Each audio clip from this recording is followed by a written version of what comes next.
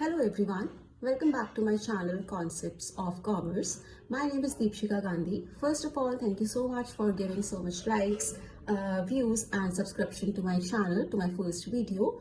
Today we are going to start with first topic of study. The first topic that I am going to take is from microeconomics and it is known as law of demand. Law of demand is highly or immensely important principle, or we can say fundamental principle in microeconomics.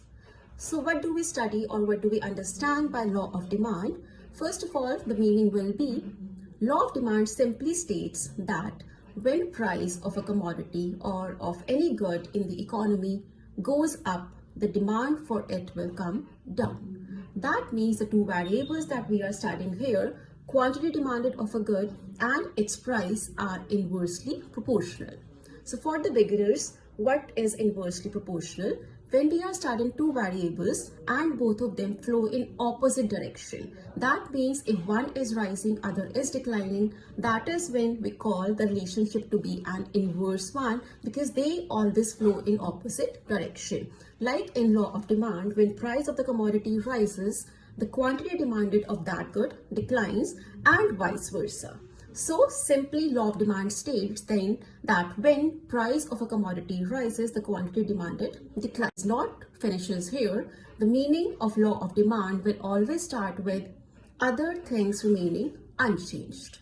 Now, what are these other things that remain unchanged and why do they remain like that is a topic of understanding here, is what we need to understand here. So first of all, let's have a look at what are these things that need to remain unchanged so that we can study law of demand. These variables or these things can be, first of all, income of the consumer. See, if the income of the consumer is rising, then even if the prices are rising, the consumer might buy more of that good. So law of demand will not apply in that circumstance. So that is why we assume income of the consumer to be constant or unchanged. Second thing that we take to be constant or unchanged is population of the country. Thirdly, taste and preferences of the people. Next is price of related goods. Under related goods, we can have complementary goods and substitute goods as well. So this was about meaning of law of demand. We can simply write it as or explain it to somebody as other things remaining unchanged. The quantity demanded of any good increases with decline in its prices and vice versa. Right, so this is the meaning of law of demand. Next is do we always behave in the same manner? Do we behave similarly when it comes to necessity goods also? Do we behave in a simple or same manner when it comes to luxury goods also? No. That is why we say law of demand is only applicable to normal goods. Right, you might not have experienced or practiced it that you will buy less of matchsticks because it is expensive now, because that is a necessity. The same applies to luxury items also. We can never hear that Mercedes sales has gone down because the prices have increased, because that is a luxury item. People buy it to show their status symbol only. So if its price go high, people will not start buying less of it. So law of demand only applies to normal goods.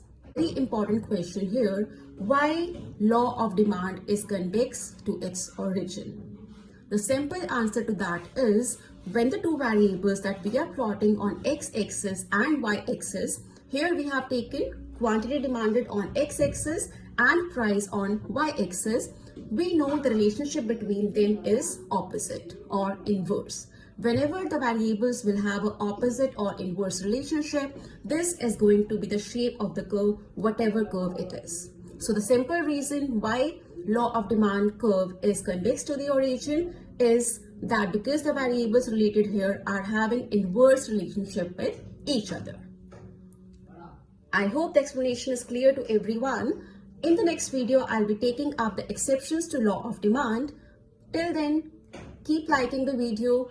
Keep subscribing to the channel. I'll try to post the video on Friday now, that is tomorrow at 12 p.m. So please stay tuned in. Keep learning, keep growing. Thank you for watching. Have a nice day.